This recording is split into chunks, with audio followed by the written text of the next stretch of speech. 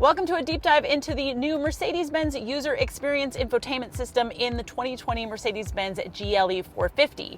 Now, MBUX has been a long time in coming, so let's get right to it. It is housed on a 12.3-inch screen here in the center stack that can be controlled either by touch or by this little swipey pad down here in the center console. You can also control it on the right-hand side of the steering wheel using these little thumb pads.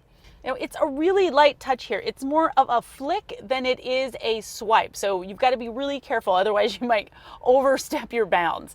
When you're going through these icons here, things are really clear and crisp, and then you can flick down and you can have a bunch of different themes that kind of set your parameters for your driving modes as well as your gauge cluster, and then you can swipe down again to access any of your favorites.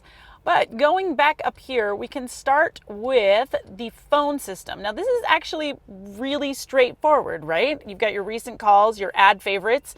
If you want to access any messages, you swipe up to select that top row, scroll over to messages, and then tap.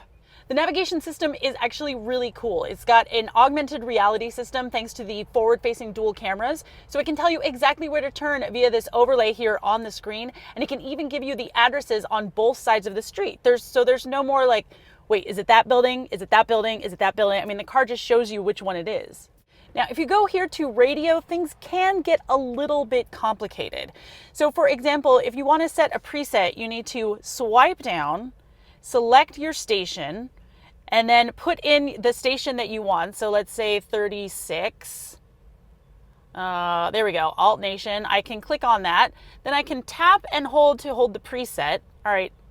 All right, I want to replace that radio station. Like, I just want to press and hold. I just want to have easy access to all my radio stations.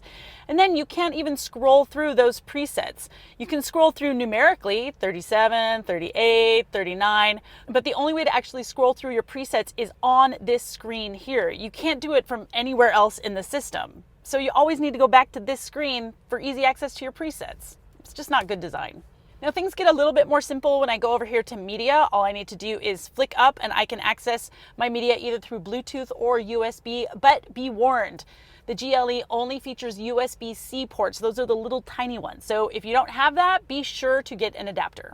Now, my favorite feature on the MBUX is the comfort feature. Why? Because we got massaging seats, and not just one kind of massage, multiple kinds of massage. It's the best thing ever.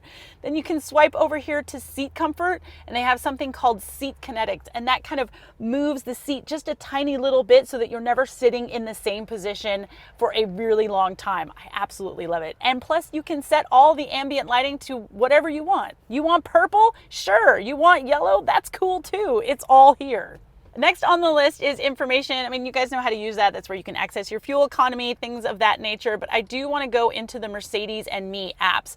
Here's where you can search for point of interest. For example, if you're hungry, find a restaurant, coffee, get a cup of joe. But the cool thing is there's even a web browser. Look at that. There's Roadshow in my car. Pretty cool, huh? Now, when I move on to the settings page, here's where I can customize all of my driver's aids. So adaptive cruise control, heads-up display, that's all right here.